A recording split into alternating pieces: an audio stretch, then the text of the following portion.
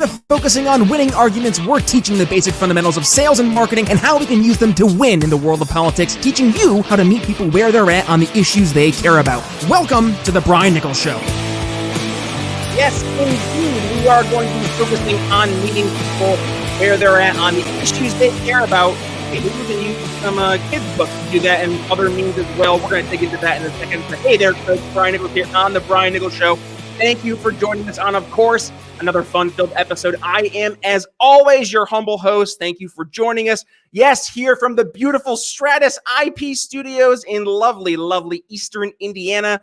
Don't let cyber attacks or old, outdated technology slow your company down. Learn more at stratusip.net or schedule a free consultation over at briannicholsshow.com/stratusip. All right, folks, before we go ahead and introduce today's guest, I want to go ahead and give a shout out to today's sponsor, and that is Right Strategies. Now, you know, here at the Brian Nichols Show, we're talking to candidates, we're talking to liberty activists, but we're also talking to a lot of small business owners. So if you're out there and you're looking for some help in terms of reaching your voters, both where they are spending their time, but also where your customers are spending their time, well, look no further. Right Strategies. They're specializing in the unique challenges that both running political campaigns will bring to the table, as well as running a small business in the digital landscape.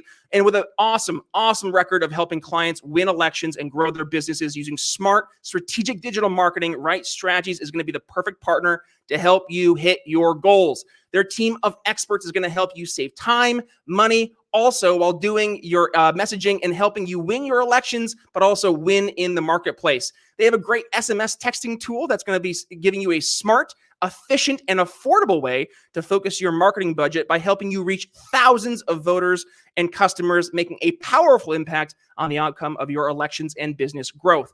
From social media management to expert graphic design work to marketing your campaign or product, Right Strategies can put together a plan that makes sense for your goals and do so within your budget. So if you want to learn more about how Right Strategies can help you specifically win your elections and grow your business, head to briannicholsshow.com/RS, and you can go ahead and get your free political campaign or business marketing plan report card. But first, you got to make sure you let Morgan and her team over at Right Strategies know that I sent you. One more time, briannicholsshow.com/RS, amplifying your message where voters and customers spend their time. All right, folks, on to today's episode. Looking forward to this conversation. Connor Boyack from Libertas. Welcome to the Brian Nichols Show. Thanks for having me. Absolutely. Connor, thank you for joining us today. I'm looking forward to this conversation because for folks who are joining us here on the Brian Nichols Show, if you're familiar with the theme of what we do here in the program, we try to meet people where they're at on the issues they care about. And we have to get outside of the idea of just telling people all the things that we care about, right? Because if we're in the liberty movement, let's be real, Connor, there's a lot of things that we care about, and we want other people to care about them just as much and as passionately as we do. But sometimes we approach things in a little bit too aggressive of a way, and we push people away. You've been having, though, amazing success in not only meeting those people where they're at, but doing so starting at quite a young age, using children's books. Talk to us about Tuttle Twins, but also talk to us about the amazing work you're doing over at Libertas. Well, thank you. Glad to be with you. And I share that same sentiment. We need to meet people where they're at if we want to persuade them. Standing on a soapbox and shouting what we believe might rally to our side those who already agree with us, but doesn't really do much to convince other people who are fence sitters or who initially might disagree with us or misunderstand something to actually side with who we are and what we stand for. I think of Shark Tank. I watch Shark Tank religiously. I always have. And on there, Mark Cuban often will talk about when there's a product that is for children or for pets. He'll often point out that people will indiscriminately spend on those two categories, if it's for their pets or if it's for their kids, more than they will for themselves. People resist self-improvement, self-education, but they'll be darned if they're not going to give their pet, the best quality care possible or help their kids, in whatever way they can. And so for us, I think about this. If I stop the average person on the street, an adult, and I say, hey, here's this economic book. Let's say it's Economics in One Lesson by Henry Hazlitt, boiled down economics about how the world works, how economics actually works, what it means for you and I in our daily lives. Here's this book. It was written decades ago. will you read it? And I hand it free copy to guy on the street. What do you think the chances are that he's going to read that book? I would say it's Connor, in all my 1%. free time I have, right, between going to work, picking my kids up from school, trying to get my extra degree. Oh, by the way, I have a night job as well. I have plenty of time to read this extra book you're giving me, of course. And even if because let's be honest, even people who are busy have time. We all have time. It's a question of what we prioritize. And so I think the broader problem beyond people being busy is they're disinterested. They're disinterested in learning that for themselves. They don't see what the personal relevance is. They don't want to have to read a dense, hard to read book full of multi-syllable words written in the English of the 1960s or 70s, whenever it was, and versus if I hand that same person, a mom or a dad, a book and say, do you want your children to become well-rounded? Do you want them to be critical thinkers? Do you want them to be entrepreneurs? Do you want them to learn about how the world works? Do you want them to learn these time-tested ideas of how strong societies are built? Well, tons of them are going to say yes. And more so than those who would receive that education for themselves. So what we've done with the Tuttle Twins is, when we started, we thought we were just doing kids' books. Hey, let's, turn these classic books and essays and important works into children's versions that parents who already know about the books ours are based on, they can then now get these children's versions and they could share these ideas with their kids. And so when we started, we had this very myopic kind of focus on what we were doing. Let's do kids' books and turn these classic texts into children's versions.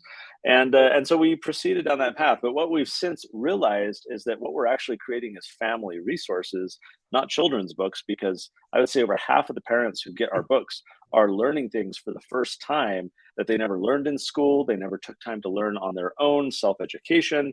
And because this is in a format, an easy format where they can read alongside their child and just have, a nightly reading experience after dinner and have a family discussion, the parents, the adults are engaging way more with the content than if I handed them that original book ours was based off of. And so it's become this, I won't call it a sneaky way, but it's become a much more, shall we say, effective way to reach people with these ideas, to simplify them and to focus it on their kids, because then they buy the books because they want their kids to learn things. And meanwhile, the parents' defenses come down and they're willing to learn about these things too and have discussions. And so we've been educating entire families. We're meeting people where they're at in terms of their limited understanding of these ideas, but offering them not this tome of an economic masterpiece, but we're starting very simple. And then at the end of our books, we say, hey, if you like this, here's the original book it's based off of, go get that. And you can continue learning. And then many parents will then go acquire those original books once they've dipped their toe in the water and they've seen it isn't so scary. I love the fact that you really, quite literally, would meet people where they're at. And this is so true across so many different levels, folks. We talked about this in all of our different trainings, especially go back to our episodes in early 2021 where we really dug into those. But look at what Connor mentioned here, right, as he's going through and outlining this. When you're talking about the parent sitting down and reading a book to the kid at night, right? That is something that a lot of parents are going to be able to empathize with, right? Sitting down and spending that time, having that time carved out to sit and read with your kid, versus carving out the time to add time into your schedule to find that, chance to read the big, thick book.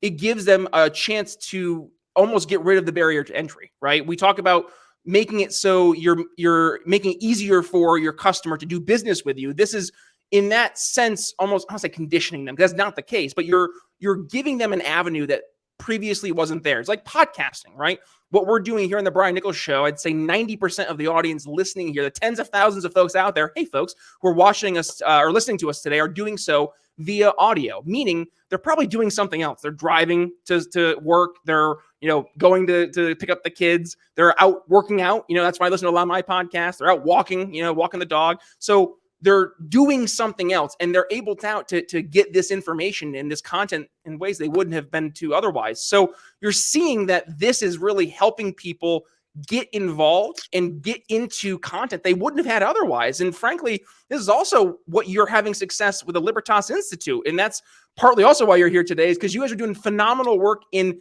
meeting people where they're at, specifically in their states and localities, helping them sandbox ideas, figure out liberty-based solutions, but also staying ahead of a lot of the regulators that are out there trying to stifle innovation. Talk to us about that, Connor. I know one of the things you're looking at are opportunity sandboxes. What's that? Well, so our nonprofit Libertas Institute for the cool kids, if you want to be cool at a party, you can impress people with this factoid. The Statue of Liberty, her name is Libertas.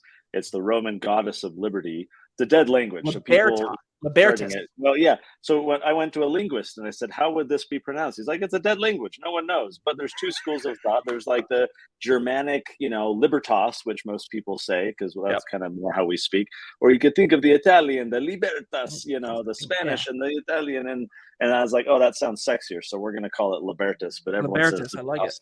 So we are a nonprofit. We're what's called a think tank. We sit around all day and figure out how we can change hearts, minds, and laws. And kind of the theme of your show is of interest to me because I feel like too many people in the freedom movement lack any understanding of marketing and human psychology and communication. It's just, I am right. I am so persuaded by these ideas. Let me be so logical and overwhelm you with my rationality, and surely you will agree. And they read Bastiat, but they don't read Cialdini, and that I think is a big problem. Everyone needs to be reading Cialdini and other communication and marketing gurus who understand we need to learn how brains operate if we want Yes. to then persuade people. And these are tools that are being used for evil against us, Yep.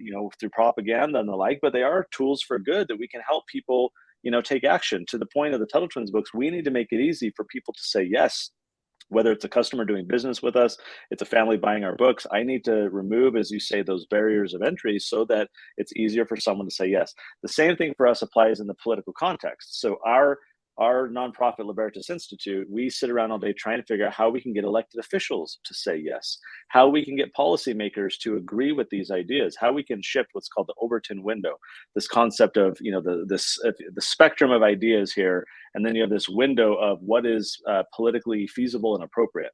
And so when we want to shift the Overton window, we may have this idea that's an outlier right now. For us, for example, a few years ago, it was legalizing medical cannabis in Utah. No one thought we'd be able to do this. It was a crazy idea, right? And then we figured out how to actually shift that window so that that idea was perceived to be, appropriate and beneficial, and within that spectrum of safe, what Tom Woods calls the 3x5 card of allowable opinion, Yep. right? Like finally, this is an idea I can feel comfortable with, and now the law passes. So we sit around thinking of whether it's, repealing the death penalty or lowering regulation or legalizing, medical cannabis and allowing people to have an Airbnb in their home or chickens in their backyard or all these things. We try and approach each of these issues from a vantage point of saying, how can we meet those elected officials where they're at? They have their own biases and experiences and pressures, political pressures from peers or leadership or their constituents. So, how can we craft this idea or these talking points in a way that will land well with that person and help them understand our point of view and not immediately, react or defensively fight back? For us, that became a big issue when it came to these opportunity sandboxes. And the Mm. classic example is Uber and Lyft. So when they came to town, all the taxis over decades had crafted all these state laws to really say that you can only do taxis. So it was illegal everywhere to do Uber and Lyft. Now Uber and Lyft, or Elon Musk selling Teslas, it was illegal in my state as in many others to do direct car sales because the car dealers had gotten the laws changed to say you have to sell cars to car dealerships. Elon and Uber and Lyft and all these companies, these innovative companies, had the capital to go pay for lawyers and lobbyists to steamroll their way through and get what they wanted. But what of the little guy? What of the little guy that sits at his kitchen table and he maps out this idea for a business and he goes to look into it only to find out that that's not legal, that there was this law passed 30 years ago or whatever that inhibits or prohibits the very thing he's trying to do? Well, the average Joe does not have sufficient funding to fight that issue. So he pivots and moves on to something else or continues working at his dead-end job. So an opportunity sandbox is a policy, it's a law that's passed that says, okay, let's say that guy Bob sitting at his kitchen table, rather than him being deprived of his American dream, instead now he can come in this sandbox, this legal program. He fills out an application. He's like, hey, I've got this business idea, that law stands in my way. I want to be shielded from that law for 2 years while I can go to market and demonstrate that everything's working just fine and go serve customers. And you regulators, you can watch me and I'll file reports and you'll see that everything's fine. And as long as there's no harm to public health or safety, let me go do that so that I can go experiment with this lower regulatory environment. So our organization helped Utah become the first state in the country. This was our idea that we innovated. So we got the legislature to pass this law, first one in the country, and now we go across the country helping other legislatures do the same. We had, I think, like a dozen bills pass across the country. Arizona just became the second state to pass the full sandbox.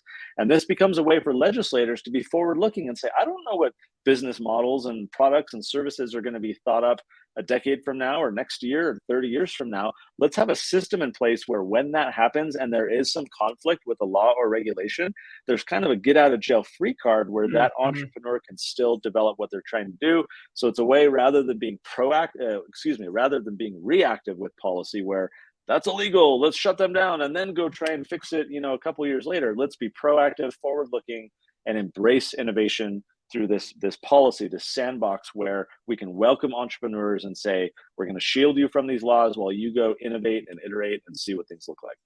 Wow, that's so cool. Because we talk about the barrier to entry, right? And this is something we see all the time with regards to why people don't get involved, why why they won't take that step and get out of the dead end job and go just become an entrepreneur and follow that passion project, because they don't want to deal with the nonsense. They don't want to go have to, sign up for, starting a business. They just want to start the business. They don't want to go through the legal loopholes and the red tape.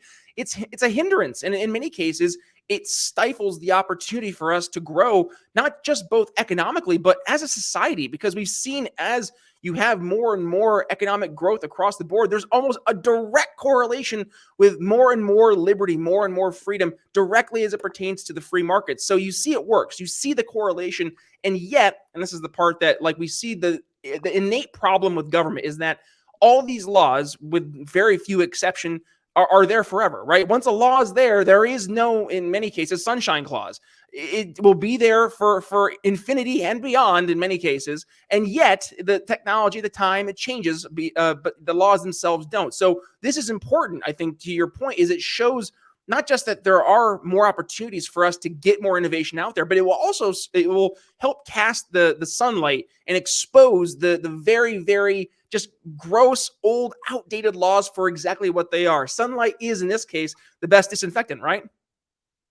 Yeah, I think that's exactly right. And the challenge is there are many people in the world who do not want transparency. They do not want competition. They want to protect their turf, just like the taxis did Yep. not want Uber and Lyft. And because they could not fairly compete, they turned to their friends in power and said, we want you to shut them down, and use the government to deprive consumers of competition. And anytime there's a monopoly, the quality goes down, the prices go up. It does not help consumers.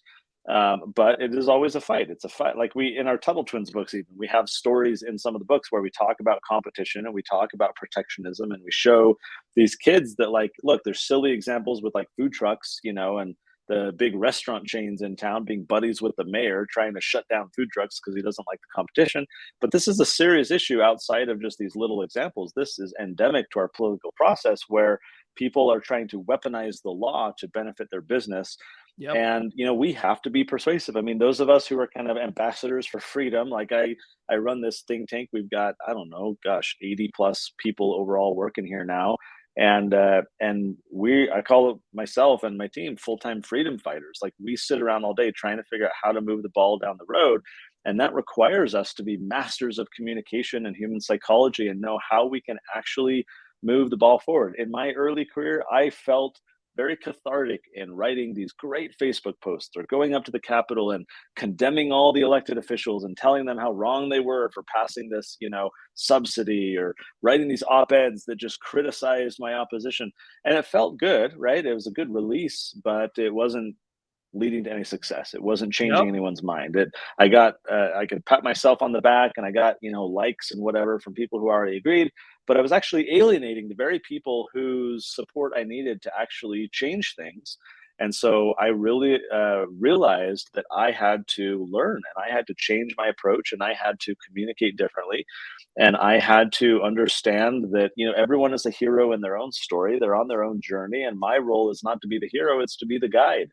It's to be the guide and say, I know the path towards, success or freedom or whatever. Follow me.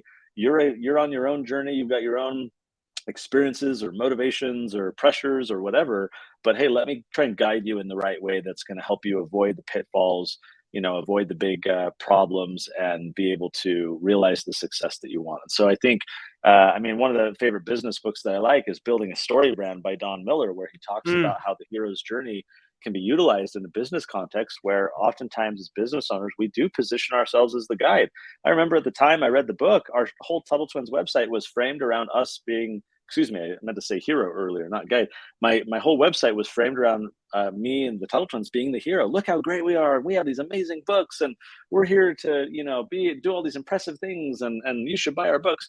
And what that book, what Building a Story Brand really showed me, was that I was competing against my customers in the hero narrative. They are a hero in their own mind, in their own journey, and I was portraying myself as a hero, and that was a fundamental conflict with how they perceive themselves.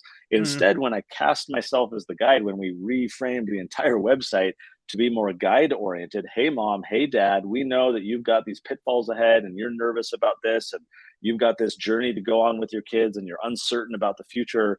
Hey, I know the way. Hey, I have a plan. Hey, I have some thoughts that will help you. Let me guide you along the way. Instead, I'm now in a supporting capacity, and everyone on that hero's journey now can benefit from the guide's help along their own path, whatever that is. And so, whether I'm trying to persuade elected officials or get people to buy a book, that hero's journey framework has been very effective. And it does help me think through, like, again, how am I going to persuade these people? How am I going to change their mind? How can I help them? And that requires me to shift a lot of my natural tendencies of how I communicate and what I'm going to say. And yep, I hit the delete button more often than I hit the publish button, because in the moment that tweet feels really good. And then I always pause and think, like, is this going to actually move yep, the needle for what I want? All right, we'll save that in the drafts for another day. And I think that's a good thing. yeah. Well, and so I was looking behind me because there's a book. It's called "Sell Different." We had Lee Sales in Lee Sales, excuse me, on the program, and it's very much in that same ballpark of what can you do to help differentiate yourself. But then specifically, there's another book I was looking to see if I had it. I don't have it here. It's called Elite Sales Strategies from Anthony Iannarino, and talking about being the guide, right? And helping show people the pitfalls, show people the path. That's more or less his approach. Is you're trying to, more or less be the expert, be the consultant in this case. And that's what we as sales professionals have to do. And at the end of the day, we've talked about this with Victor Antonio on the show. You're selling everything. But at the end of the day, the main thing you're selling is change. You're not trying to sell a product or a service or a book or an idea. You're selling change. You're getting somebody to go from one position, one status quo, to a new solution, a new position. And that sometimes is the part we forget. We want to be right. We want to your point, get the self-satisfaction, see those likes come in. You're like, ooh, dopamine rush. I love it. But we have to remember that's only for us. That's only for our hero's story. We have to help meet people where they're at on their hero's journey, help them actually succeed and reach that success that they're looking for in life. And we do that by helping play the role of sales professional, consultant, whatever you want to classify yourself as. But at the end of the day, we're helping people. We're helping people find change and then enact change. So with that being said, final thoughts on my end for today. I'll start things off, Connor. I want quickly make things somber, but want quickly remember our good friend Gary Collins, dear friend of the show. He recently passed away here back in September.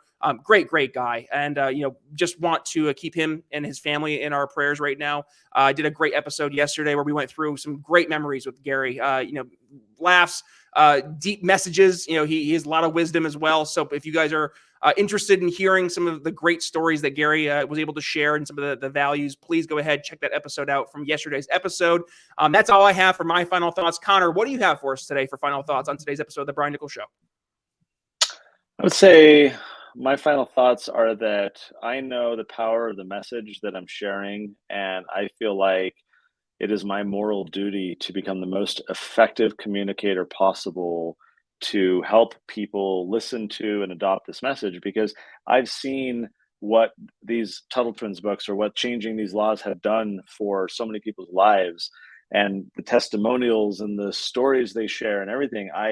I have abundant evidence in my own limited experience of doing this for a decade of seeing the impact of these ideas and these values in people's lives. And so I feel compelled to spend like every waking moment trying to improve what I do and extend my reach and influence to reach even more households, to reach even more families, to find effective ways to lower those barriers and get people to take action and think of these things and act on these things, because I know that when they do, the vast majority of them are going to, their lives will be improved for it.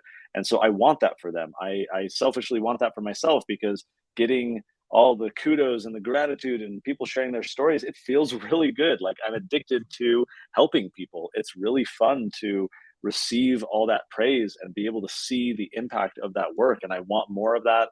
And so for everyone out there, whether you're in a business or you're, fighting for freedom or whatever, like, I think it's an imperative to figure out how to be an excellent communicator, to learn how to persuade, to learn how to be able to convey your message well. I'm reading books all the time, trying to think through how I can do this better, what we can change, because I think I owe it to the people we serve. And I think it's a skill that we could all improve upon.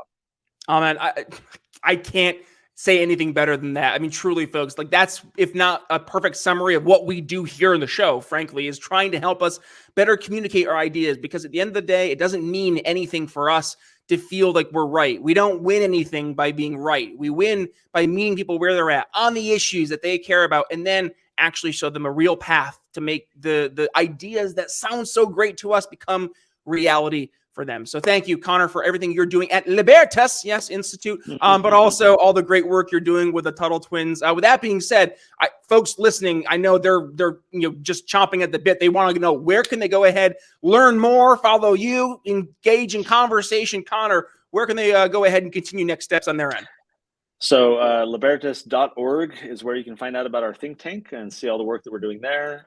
If you're curious about the Tuttle Twins books, they're all on Amazon, but the cheaper place and better place to get it is TuttleTwins.com, where we'll give you free workbooks and all kinds of fun stuff to engage with us there and buy the books directly from us. So TuttleTwins.com. We're all over social media on all the platforms, so you can search Tuttle Twins there. And if you're looking to get a hold of me, ConnorBoyack.com is where you can find me. Awesome. All right, folks. Well, how about this? We'll make it really easy for you, too. We'll include all those links in the show notes. If you're listening to us on the audio version, which I said 90+% of you are, so all you got to do, click the artwork in your podcast catcher. It's going to bring you over to briannicholsshow.com, where you can find today's episode. Plus, you can find are you ready for this? 600 other episodes we have here over the, almost 5 years now. Wow, of the Brian Nichols Show. So, folks, head over there. And if you haven't had the chance yet, hit subscribe. What are you doing? And by the way, did you know we have a video version of the show? Head over to YouTube, to Odyssey, and yes, now to Rumble, wherever you go get your content. Just do me a favor, hit that subscribe button as well, and hit that little notification bell so you're not missing a single time a new video goes live. So with that being said, thank you for joining us, folks, on this lovely, lovely Tuesday. With that being said, it's Brian Nichols signing off here on The Brian Nichols Show for Connor Boyack.